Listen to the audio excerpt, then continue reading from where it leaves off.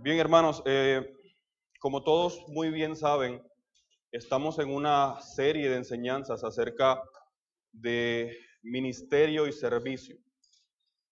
En la mañana de hoy nos corresponde el tema contraste de ministerios del Antiguo Testamento y del Nuevo Testamento. Es un tema muy amplio que por razones de tiempo nos vamos a ver obligados a restringir un poco, ya más adelante les explicaré cómo, pero quisiera que me acompañaran para iniciar a Primera de Corintios, capítulo 12.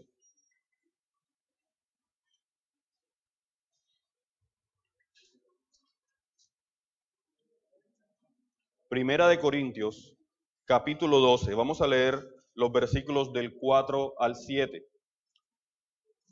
Vamos a leer dos porciones de la Escritura, luego de este leeremos el versículo que aparece en pantalla, que es el texto de Efesios. Pero inicialmente vamos a leer Primera de Corintios, capítulo 12, los versículos del 4 al 7.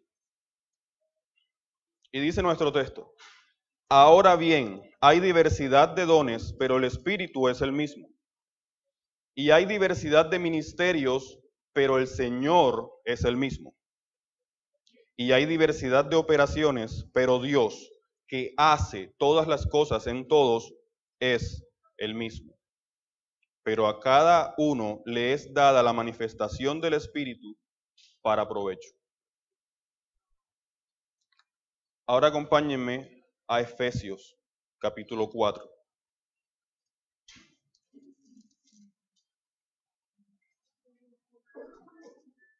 Efesios capítulo 4, y vamos a leer una porción un poco más extensa, y es de los versículos 11 al 16. Efesios 4, versículos del 11 al 16. Dice: Y él mismo constituyó a unos apóstoles, a otros profetas, a otros evangelistas, a otros pastores y maestros, a fin de perfeccionar a los santos para la obra del ministerio, para la edificación del cuerpo de Cristo, hasta que todos lleguemos a la unidad de la fe y del conocimiento del Hijo de Dios, a un varón perfecto, a la medida de la estatura de la plenitud de Cristo, para que ya no seamos niños fluctuantes, llevados por doquiera de todo viento de doctrina, por estratagema de hombres que para engañar emplean con astucia las artimañas del error, sino que siguiendo la verdad en amor, crezcamos en todo en aquel que es la cabeza, esto es Cristo, de quien todo el cuerpo, bien concertado y unido entre sí por todas las coyunturas que se ayudan mutuamente según la actividad propia de cada miembro, recibe su crecimiento para ir edificándose en amor. Bien, tomo estos dos textos para hacer una introducción. Como les mencioné, el tema es el contraste entre los ministerios del Antiguo Testamento y del Nuevo Testamento. Pero antes de empezar, habría que tener una idea clara de qué es un ministerio o qué es un ministro, y de esa manera luego poder abordar las diferentes manifestaciones de esos ministerios en el Antiguo Testamento y luego en el Nuevo Testamento. Bien, la palabra que nosotros usualmente vemos en nuestras Biblias, traducida como ministerio, es la palabra griega diaconía. Y básicamente se traduce la mayoría de las veces que aparece en el texto, en nuestra versión española, como servicio. La palabra ministerio, que nosotros vemos en nuestra Biblia, se podría bien traducir como servicio. De hecho, en muchas ocasiones, en la mayoría de ellas, aparece en nuestra Biblia traducida como servicio. Esa palabra también tiene que ver con ayuda, servicio, quehacer, socorro, distribución. De hecho, tal vez para muchos nos recuerda la palabra diácono, que es una palabra que es un poco más habitual para nosotros. Sin embargo, ministerio es la palabra diaconía. Bien, teniendo esto en primer lugar, ahora pasemos a ver qué es un ministro. Resulta curioso que en la en las versiones en griego de la escritura, en el griego, si ministerio es diaconía, ministro no es diácono. Hay por lo menos 3 palabras que se usan en la escritura para hablar de ministro. Cada vez que en nuestra Biblia vemos la palabra ministro, puede ser una de las 3 siguientes palabras. Les voy a mostrar un texto en el que estas 3 palabras aparecen y luego los vamos discutiendo. El primer texto está en Hechos 26:16. Hechos 26:16.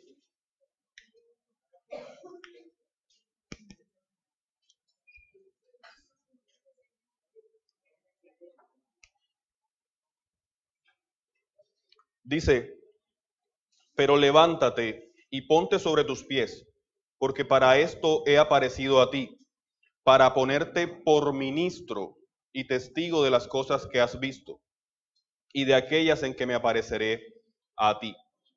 Bien, en el texto está hablando Pablo, y Pablo está diciendo que Dios lo puso por ministro. Está relatando su conversión y está diciendo que el Señor le dijo que lo iba a poner por ministro.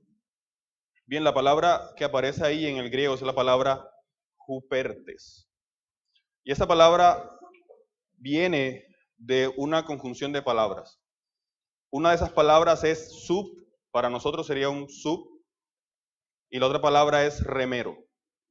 Es decir, es un subremero. Es un término militar. En las galeras de guerra, los remeros eran los encargados de dirigir el bote. Un subremero era un oficial, un auxiliar a cargo del remero. Es uno que sirve con las manos, también es otra posible traducción. Uno que ayuda a otro. Uno que ejecuta un trabajo difícil y arduo. Y en términos militares es un subordinado. Es decir, es alguien bajo autoridad, alguien que rinde cuentas, alguien que trabaja para otro. En este caso, Pablo se dice de sí mismo que Dios lo llamó como hupertes, como ministro. Otro texto lo vemos en Romanos 15:16. Y vuelve a hablar Pablo. En Romanos 15:16 dice, para ser ministro de Jesucristo a los gentiles, ministrando el evangelio de Dios, para que los gentiles les sean ofrenda agradable, santificada por el Espíritu Santo. Y Pablo vuelve a usar la palabra ministro, pero en esta ocasión no usa la palabra hupertes, usa la palabra leitorgos, de donde viene la palabra liturgia. Leitorgos también es la conjunción de 2 palabras en griego, que básicamente significan servidor del pueblo o servidor público. A los oficiales del gobierno, a los servidores públicos, se les llamaba leitorgos. Pablo, en su servicio al Señor para con los gentiles, se llama a sí mismo leitorgos. Soy un servidor de Dios para el pueblo. Es uno que desempeña un cargo público. También puede significar un servicio que un hombre presta a otros. También se puede traducir como obrero. En nuestra Biblia siempre aparece como ministro, pero fíjense las diferentes connotaciones que puede tener la palabra según el texto griego del que es tomada. Y por último, Efesios 3:7. Estoy tomando solo ejemplos, pero estas palabras aparecen muchas veces en la Biblia. En Efesios 3:7 también está hablando Pablo y dice, del cual yo fui hecho ministro por el don de la gracia de Dios, que me ha sido dado según la operación de su poder. Yo fui hecho ministro. Noten que en las 3 ocasiones Pablo está hablando de que él ha sido hecho ministro. En el primer texto hablaba acerca de su llamamiento, cómo Dios lo llamó para ser ministro de Dios. En el otro lugar, en el otro texto estaba hablando de su ministerio a los gentiles, de cómo él había sido designado ministro a los gentiles. Y ahora está hablando de que él fue hecho ministro por el don de la gracia de Dios. Y en este lugar sí usa la palabra que esperábamos, que es la palabra diácono. Pablo dice, yo fui hecho diácono por el don de la gracia de Dios. Y aquí pueden ver un poco el por qué el domingo pasado, cuando se habló del ministerio de los diáconos, no es tan sencillo decir que cada vez que la palabra diácono aparece, se refiere al oficial de la iglesia que nosotros llamamos diácono. Pablo aquí se llama a sí mismo diácono, pero él no era un diácono de la iglesia, él era un apóstol. Sin embargo, se llama diácono aquí no en función del oficio, sino en su posición de siervo, siervo del Señor. Dice la palabra diácono, básicamente se refiere a alguien que sirve las mesas, es un mesero, alguien que con diligencia pone todo su empeño en servir para el bien de otro. Esa es la palabra, lo que significa la palabra diácono. Entonces, vemos que de estas tres palabras que acabamos de describir, que usa la Escritura para el término ministro que nosotros conocemos en español, se habla en distintos sentidos. Podemos decir que diácono contempla al siervo en relación con su trabajo. Jupertes lo contempla en relación con su superior y leitorgos en relación con el servicio público. Son tres aspectos de la misma definición de siervo. Noten que ministro no tiene nada que ver con una posición de eminencia, con un cargo autoritativo, como usualmente se ve en muchas congregaciones. Pero ahora, teniendo claras esas tres cosas, vayamos nuevamente a nuestros textos, los que leímos al inicio. Nuestros textos, 1 Corintios 12 y Efesios 4, hablan de los ministros, hablan de ministerios, hablan de dones, hablan de operaciones. Se utilizan muchos textos, muchas palabras que más adelante vamos a definir con mayor claridad. Pero ahora solo quisiera hacer una pequeña introducción general a estos dos pasajes de la Escritura. En primer lugar, quisiera que noten que en los dos textos se resalta la individualidad en medio de la colectividad. En el texto en Corintios, Pablo habla de que hay diversidad de dones, hay diversidad de ministerios, hay diversidad de operaciones. Y de hecho el último versículo, en el 12:7, dice, a cada uno le es dada manifestación. Es decir, cada uno de los creyentes, por la gracia del Señor, ha recibido un conjunto de dones. Cada creyente ha recibido un conjunto de dones. Y lo que esto quiere decir es que no necesariamente los dones que mi hermano recibió son los mismos que yo recibí. No todos tenemos el mismo don o los mismos dones, pero tampoco todos tenemos todos los dones. Y eso hace necesaria la comunión. De hecho, el texto en Corintios cierra diciendo, pero a cada uno les da la manifestación del Espíritu para provecho. Muchas traducciones diferentes a la Reina Valera terminan este versículo diciendo para provecho común. De hecho, el texto griego donde sale esta palabra para provecho también significa contribuir. Es decir, como si fuera el trabajo de muchos que soportan todos una misma cosa. De manera que los dones son dados a individuos, pero para el provecho de una comunidad. Nuestro texto en Efesios es mucho más claro con eso. El texto en Efesios dice, Él constituyó a unos apóstoles, a otros profetas, a otros evangelistas, a otros pastores y maestros. Ahora, ¿para qué hizo eso? Bien, los textos del 12 al 16 nos dicen el por qué. Nos dice, para perfeccionar a los santos. No dice para perfeccionar al que tiene el don. Es para perfeccionar a los santos. Para la edificación del cuerpo, no para la edificación del que tiene el don. Aunque sin duda el que tiene el don va a ser edificado. Pero la razón por la cual, el propósito por el cual Dios da los dones, Dios da los ministerios, es para el servicio, para la edificación del cuerpo de Cristo. Hasta que todos lleguemos a la unidad, noten que dice todos. Es decir, Él constituyó a unos con un don en particular para que todos crezcan.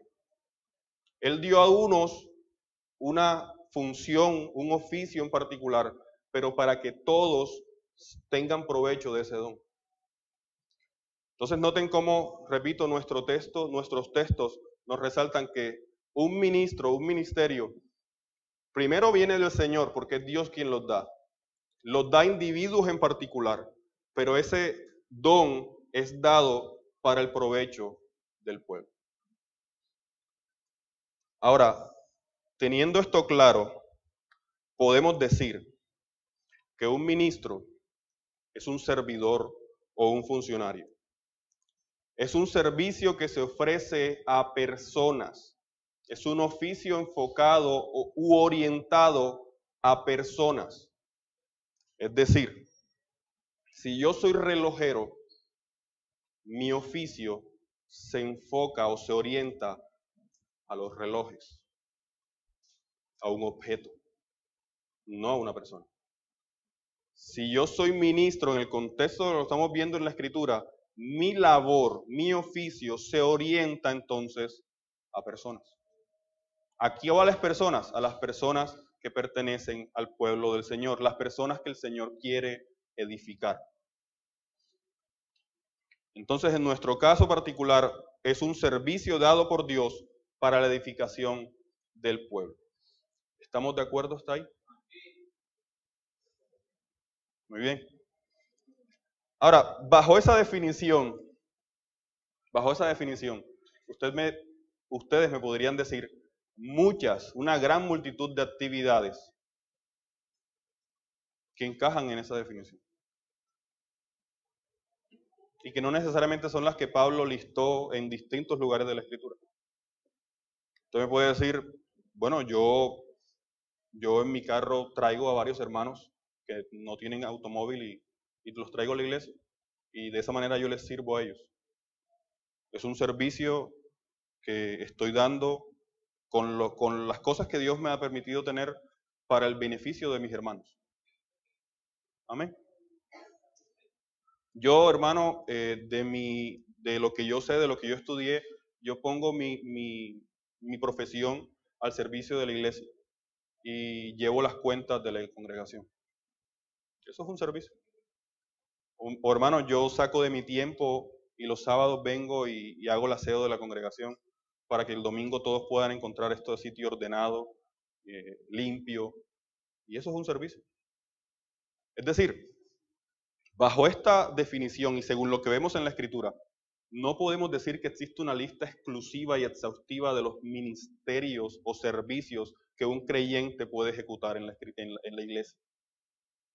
Por esta razón, para poder exponer los ministerios del Antiguo Testamento y los ministerios del Nuevo Testamento, me veo obligado a poner unas ciertas restricciones. Es decir, con tal de poder exponer los ministerios del Antiguo Testamento y del Nuevo Testamento, no voy a poder dejar esta definición tan abierta. Debo entonces sesgarla un poco. De hecho, voy a hacer lo siguiente. En el caso del Antiguo Testamento, nos referiremos a los servicios instituidos por Dios que sirven en la mediación entre Dios y el pueblo. Servicios que Dios instituyó que median en la relación entre Dios y el pueblo. Y eso acorta bastante la lista. Y en el caso del Nuevo Testamento nos referiremos a aquellos servicios que tienen directamente que ver con la administración de la palabra. Amén. No estoy queriendo decir con esto que los otros servicios valgan menos. Lo único que quiero decir es que por razones del tiempo y por razones de orden, me veo obligado a hacer una restricción con respecto a qué vamos a considerar ministerios del Antiguo Testamento y ministerios del Nuevo. ¿Es claro eso? ¿Sí? Bien, entonces, partiendo en el Antiguo Testamento, tenemos solo 3 ministerios que podemos ver como que median entre la relación entre Dios y los hombres. ¿Ok? Y ya de pronto algunos están anticipando a cuáles serían esos 3 ministerios. Pues en realidad son el ministerio del sacerdocio, el ministerio profético y el ministerio real. ¿Ok? Empecemos con el ministerio sacerdotal.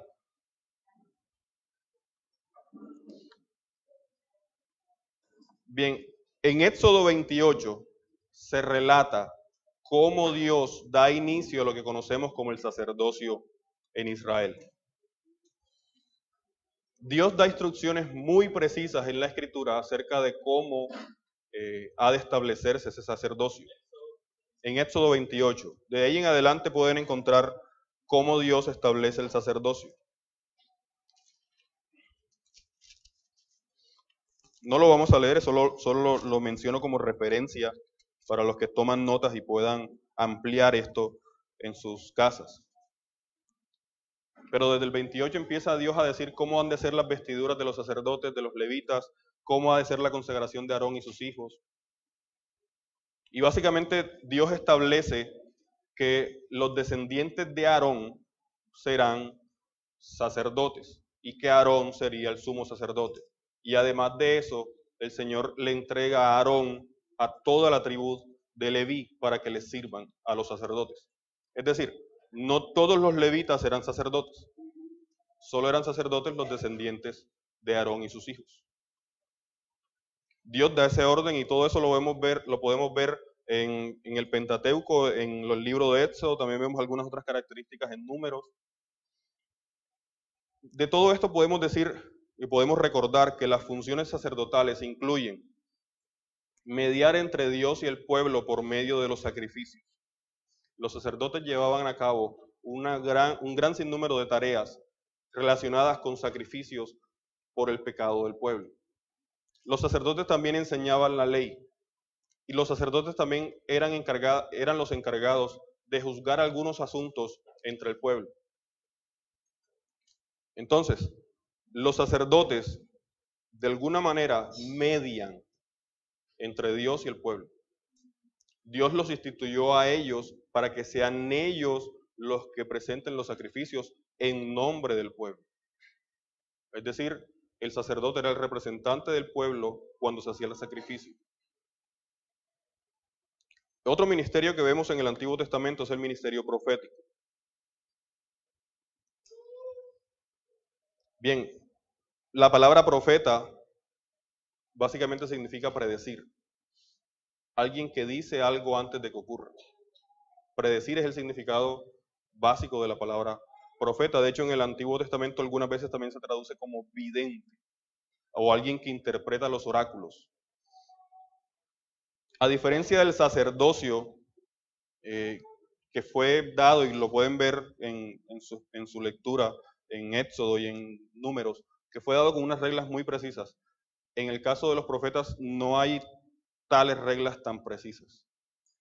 Lo que sí vemos en la Escritura es que Dios escogió a individuos de diversas funciones, de diversos oficios, de diversas tribus, para ejercer el ministerio profético. Dios levantó muchos hombres y la Escritura llama a muchos hombres profetas. Uno de los primeros personajes que vemos en la Escritura llamado profeta es Abraham. En Génesis 20 se relata cómo Abraham es llamado profeta de Dios. Aarón también es llamado profeta en la Escritura. En Éxodo, cuando Dios le pide a Moisés que hable al pueblo y que hable a Faraón, Moisés muchas veces le repite al Señor que él no sabe hablar, que cómo lo va a enviar a él si él no tiene el don de la palabra, que le indique por medio de quién iba a hablar, pero que él no. Y Dios en Éxodo 7 le dice a Moisés, Moisés, tú serás para Faraón como Dios y Aarón como tu profeta. Es decir, quien va a hablar entonces no eres tú, sino Aarón. Pero Aarón va a hablar lo que tú le digas. Y tú vas a ser para Faraón como si fueras Dios. Y Aarón sería el profeta. ¿Sí ven la analogía ahí? Aarón iba a ser el profeta de Moisés, pero Moisés iba a ser el profeta de Dios. En Números 16 se relata un hecho bastante diciente con respecto a la labor del profeta. En Números, 12, no 16, Números 12. El profeta por excelencia en el Antiguo Testamento es tal vez Moisés.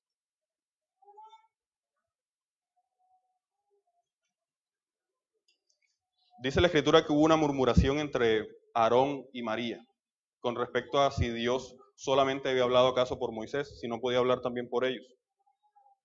Al Señor le desagradó bastante la idea y en Números 12, capítulo 12, versículo 6, Dios les responde a Aarón y a María y les dice: oíd ahora mis palabras, cuando haya entre vosotros profeta de Jehová, le apareceré en visión, en sueños hablaré con él.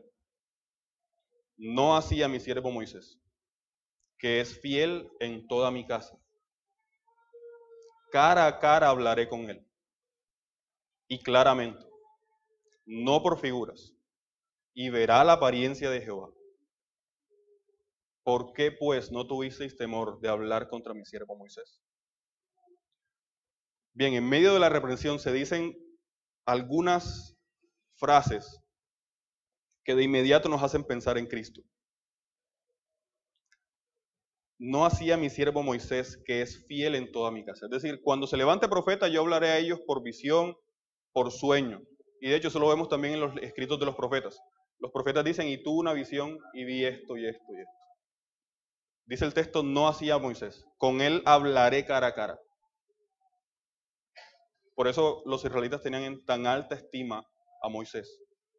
De hecho, el mismo Moisés en Deuteronomio les declara a los israelitas que el Señor levantaría un profeta de en medio del pueblo como él. ¿Cómo así como él? Pues así, de esas mismas características, que Dios hablara cara a cara con él. Uno al que Dios le hablara claramente y no por figuras. Uno que haya visto la apariencia de Jehová. Uno que sea fiel en toda la casa de Jehová. Y eso lo encontramos en Deuteronomio 18. En Deuteronomio 18, Moisés dice: profeta en medio de ti, de tus hermanos, como yo, es decir, como Moisés, te levantará Jehová tu Dios, a él oiréis. Y es curioso que Pedro, en Hechos 3, en medio de su sermón, les recuerda a los israelitas esas palabras de Moisés y les dice que Cristo es ese profeta. Y luego en Hebreos se dice, en Hebreos 3, dice: por tanto, hermanos santos, participantes del llamamiento celestial, considerad al apóstol y sumo sacerdote de nuestra profesión, Cristo Jesús, el cual es fiel al que le constituyó, como también lo fue Moisés en toda la casa de Dios. La Escritura, esos pasajes que muestran a Moisés como el gran profeta, de inmediato nos remontan a la función de Cristo como profeta. Pero eso era un profeta en el Antiguo Testamento. Alguien que al que Dios hablaba, al que Dios por medio de su Espíritu revelaba lo que iba a acontecer y lo decía. La función principal del profeta era, podríamos decir, anunciarlo por venir. Aunque también vemos otras funciones en los profetas. Vemos que los profetas exhortaban al pueblo al arrepentimiento. Vemos que los profetas denunciaban el pecado. Y hay muchos ejemplos de eso en la Escritura. Mientras los sacerdotes eran una clase hereditaria, es decir, solo eras sacerdote si eras descendiente de Aarón. Los profetas fueron llamados de diferentes elementos. Dice, Jeremías y Ezequiel eran sacerdotes.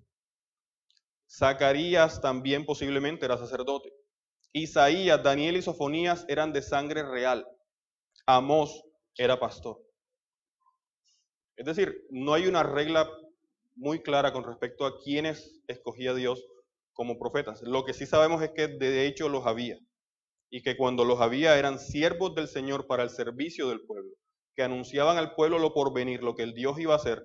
También pedían al pueblo, llamaban al pueblo al arrepentimiento y denunciaban el pecado. ¿El pecado de quiénes? El pecado del pueblo, el pecado de los sacerdotes o el pecado del rey.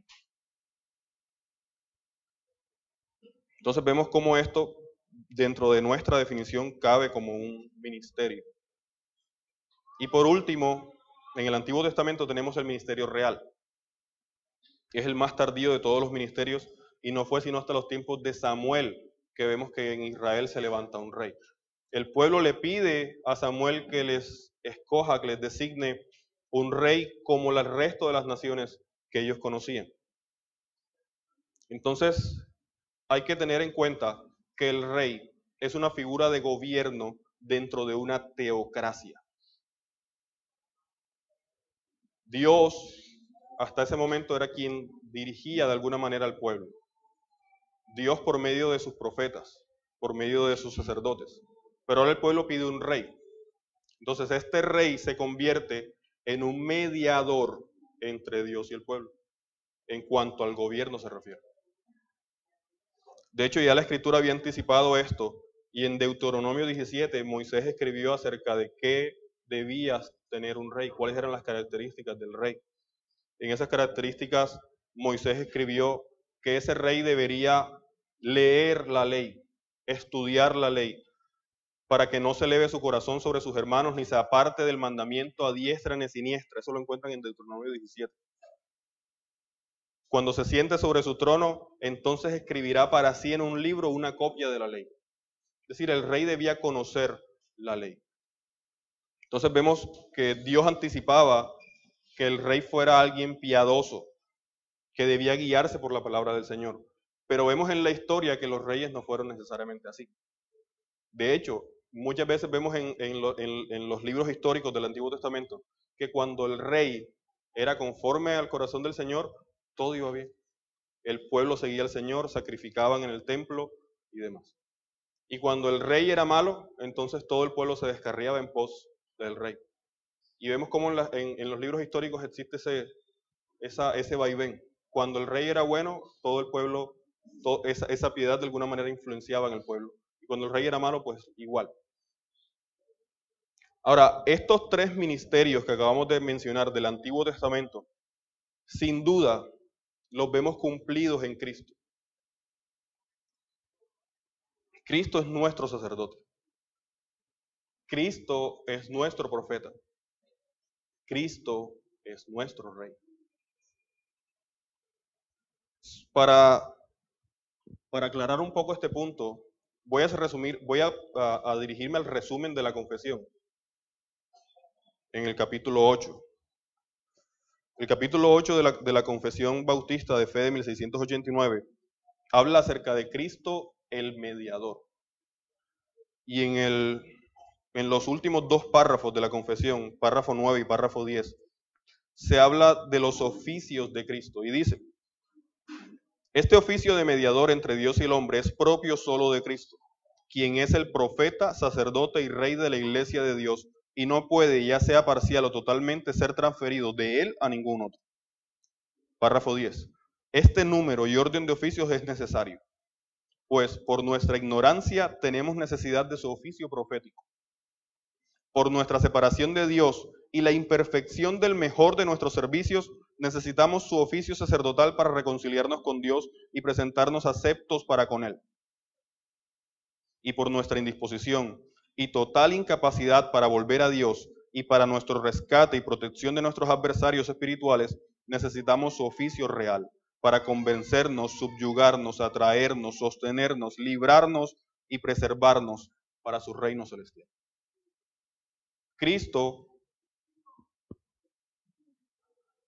es el gran ministro, sacerdote, profeta y rey. Con esto doy por terminado el resumen de los ministerios del Antiguo Testamento. Ahora pasemos a mirar los ministerios en el Nuevo Testamento. Como les decía, en nuestra restricción vamos a incluir aquí solo aquellos ministerios que tienen que ver directamente con la administración de la palabra. Y creo que la lista más acorde a eso es la que encontramos en Efesios 4:11.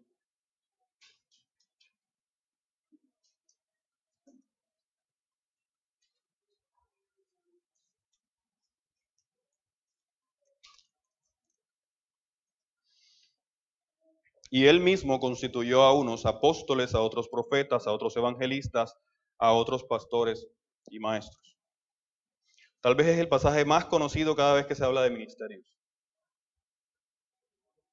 Y hay una gran discusión de si son 4 o son 5.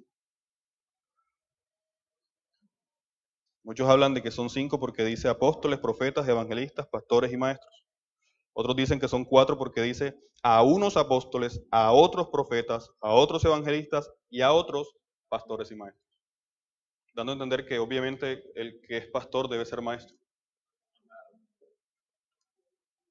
No voy a entrar en esa discusión. Estudien, léanlo. Bien, este es el pasaje más conocido, como les decía, pero no es la única lista de ministerios que vemos en la Escritura. En Romanos 12 pueden ver otra lista.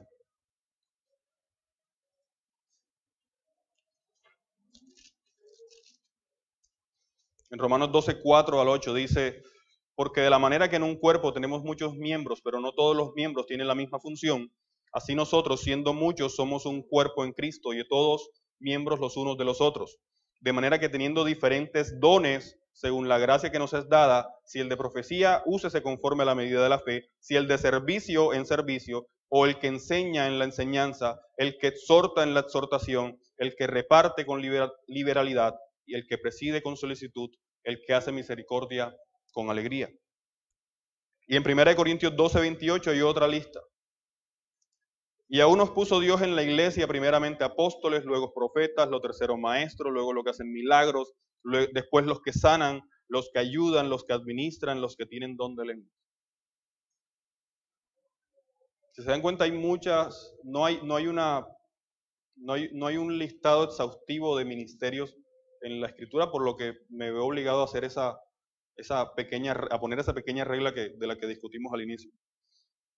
Pero aquí conviene hacer una pequeña aclaración entre los términos don, ministerio y operación. Vimos que en una de las listas, de hecho en Romanos, decía que teniendo diferentes dones según la gracia que nos es dada, y luego empezaba si el de profecía esto, si el de servicio aquello, si el de enseñanza aquello. De hecho, el texto en Primera de Corintios, cuando hablamos al inicio, también empieza hablando de dones.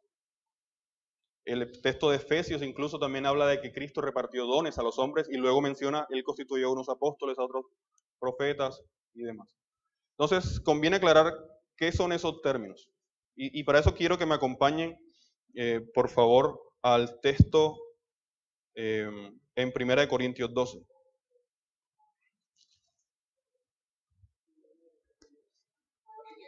Primera de Corintios 12. 12. No, yo lo leo desde acá.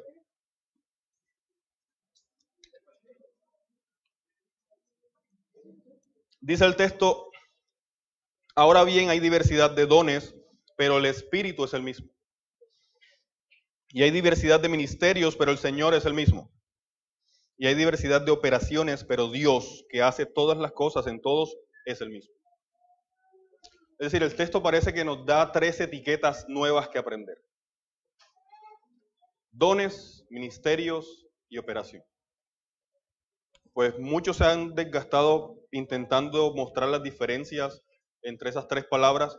Lo cierto es que de manera sencilla podemos decir lo siguiente. La palabra don que aparece en este texto es la palabra carisma y básicamente significa un regalo inmerecido.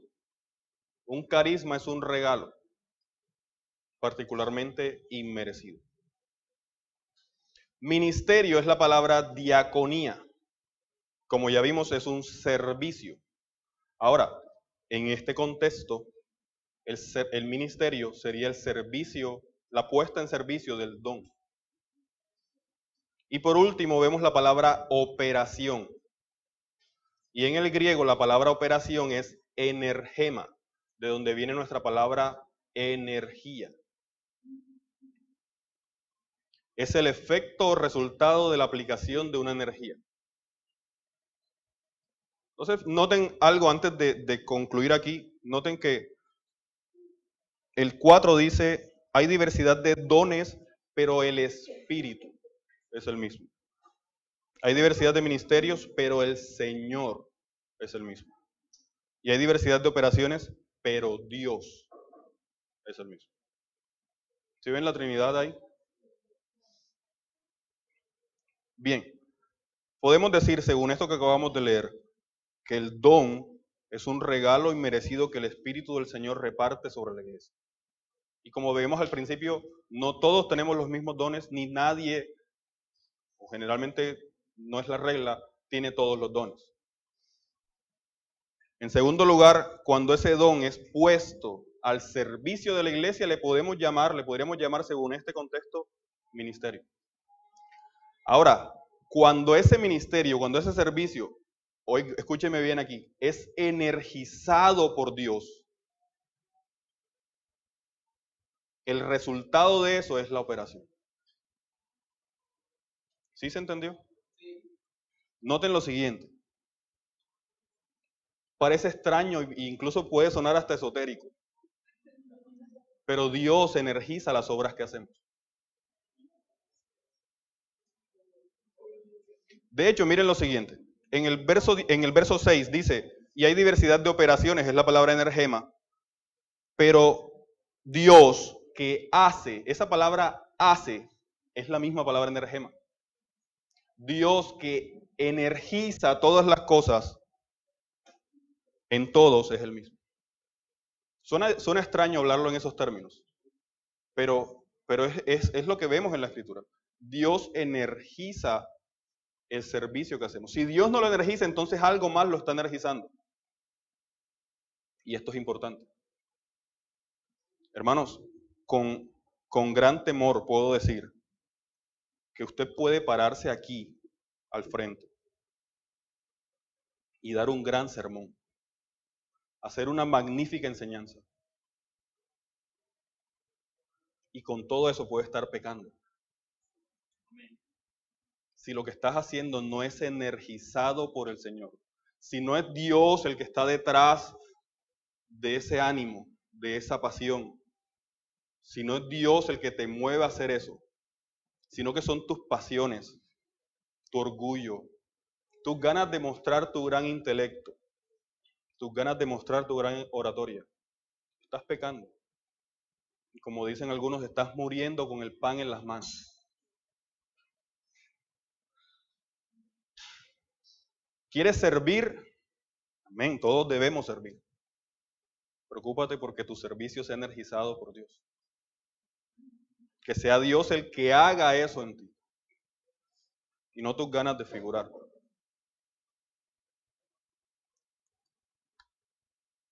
Entonces, de esos servicios, de esos dones que Dios ha repartido, tenemos unos cuantos que están directamente relacionados con la administración de la palabra. Y muchos de ustedes ya los conocen. Vamos a hablar de 4. Vamos a hablar de apóstoles, vamos a hablar de profetas, vamos a hablar de evangelistas y vamos a hablar de pastores. Por el tiempo me voy obligado a resumir bastante esto y les quiero decir lo siguiente. Apóstoles, la palabra apóstol significa enviado. Y en su sentido amplio, cualquiera que es enviado por otro es un apóstol. Pero en un sentido estricto en la Escritura, aquellos que fueron enviados, comisionados directamente por Cristo, tienen un título en particular. Son diferentes de los demás apóstoles. La Escritura habla de 12 apóstoles. Y habla de esos apóstoles como quienes ponen el cimiento de la iglesia. Y sí, hay una gran discusión con respecto a que en la Escritura a muchas personas se les llama apóstoles, aparte de esos 12. Sí, cierto. Pero tengan en cuenta lo siguiente, nunca se le llama apóstol con el sentido de autoridad, sino a esos 12. A los otros se les puede llamar apóstoles porque son enviados o porque están en compañía de algún otro apóstol. Pero nunca con el sentido de autoridad con el que Pablo reclamaba ser apóstol. Por ejemplo. Un texto que nos va a ayudar mucho, sobre todo en la exposición de los 2 primeros ministerios, que son el apóstol y el profeta, es Efesios 2, del 20 al 21.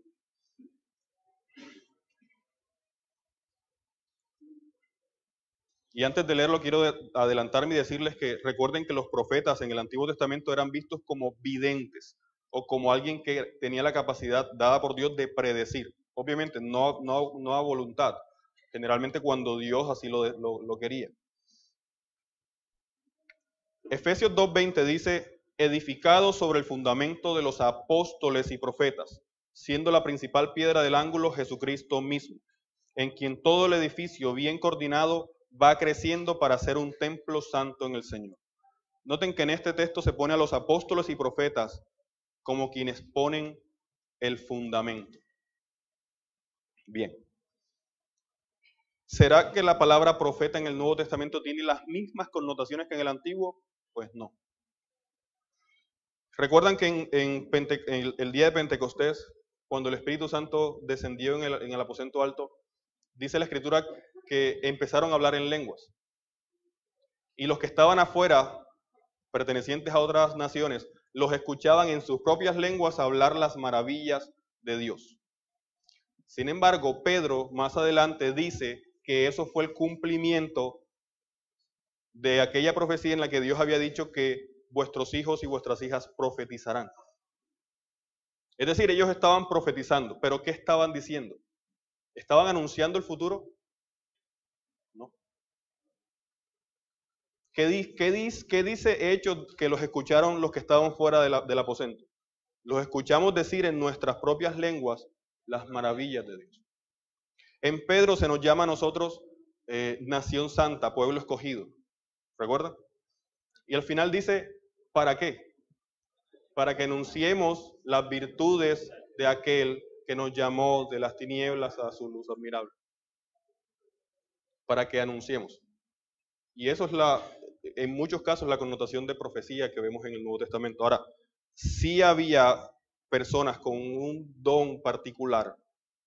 Recuerden que en los primeros siglos de la iglesia no tenían un Nuevo Testamento como el que tenemos nosotros. Y para poder enseñar a la iglesia cómo debía conducirse, Dios tenía que sobrenaturalmente escoger a personas que pudieran hablar siendo inspirados por Él. Ahora, los 12 apóstoles eran 12 y no había más, había muchas iglesias.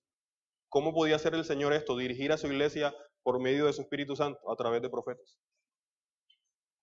Ahora, la pregunta que debemos contestar es, una vez puesto el fundamento, que nos dice Efesios 2, edificado sobre el fundamento de los apóstoles y profetas, una vez puesto el fundamento, ¿es necesario cada 100 años volver a poner el fundamento? Si usted construye una casa y quiere hacer un edificio de 10 pisos, ¿cuántas veces pone el fundamento? Una sola vez. Y una vez puesto, ¿qué hace? Simplemente edifica. Y es lo que nos dice Efesios. Edificado sobre el fundamento de los apóstoles y profetas, siendo la principal piedra del ángulo Jesucristo mismo, en quien todo el edificio, bien coordinado, va creciendo para ser un templo santo en el Señor. ¿Quiénes pusieron el fundamento? Apóstoles y profetas. Una vez puesto el fundamento, ¿tenemos hoy en día apóstoles y profetas de esas características? No.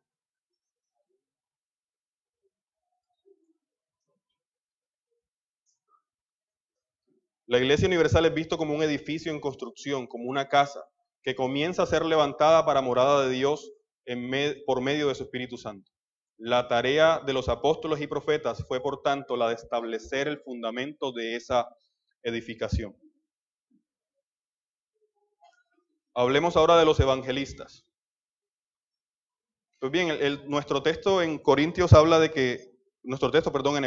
de evangelistas. Y la palabra evangelio tiene que ver con buenas nuevas. De inmediato tal vez recordamos, la palabra evangelio para nosotros es muy, muy común.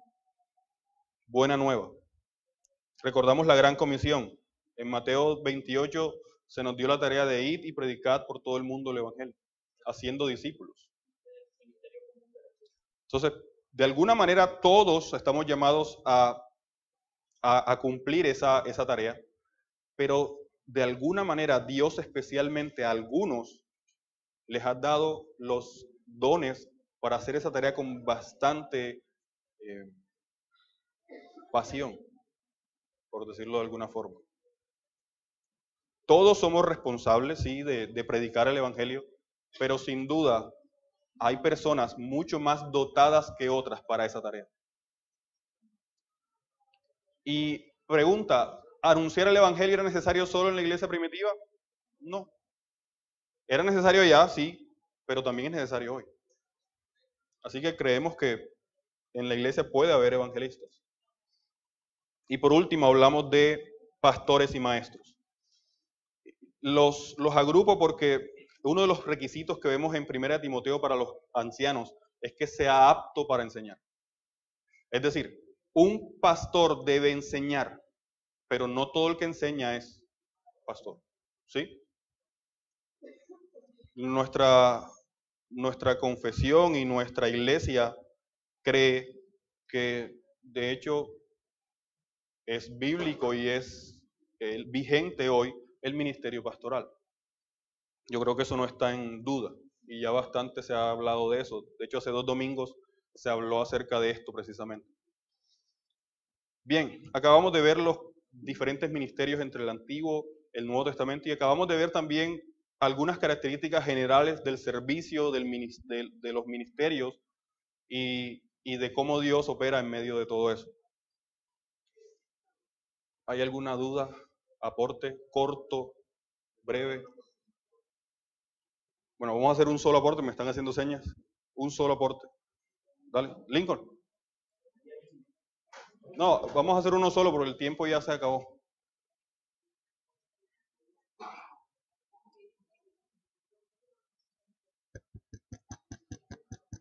Acá, Lincoln.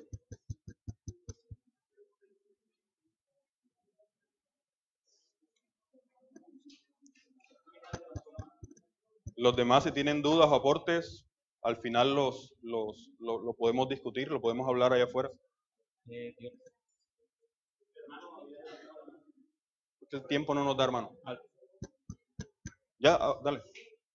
Sí. Dale. Bueno, una de las cosas que quería aportar era cuando usted estuve hablando acerca de aquellos que servían y si no estaban, o sea, cuáles eran las intenciones de ellos para servir, podían estar en pecado. Una de las características que la Biblia enseña acerca de los que van a servir era que los escogieran, pero esas personas que estuvieran llenas del Espíritu Santo. Ese debe ser el distintivo y la característica más importante de un servidor, la llenura del Espíritu Santo, o sea, en cuanto a la capacidad de él de dar lo que él tiene, que es la llenura, o sea, que podamos ver en esa persona los frutos y que aquel que está aprendiendo de él, pues pueda también ser lleno también del Señor. Amén. Vamos a orar para dar por terminada la enseñanza. Señor y Dios,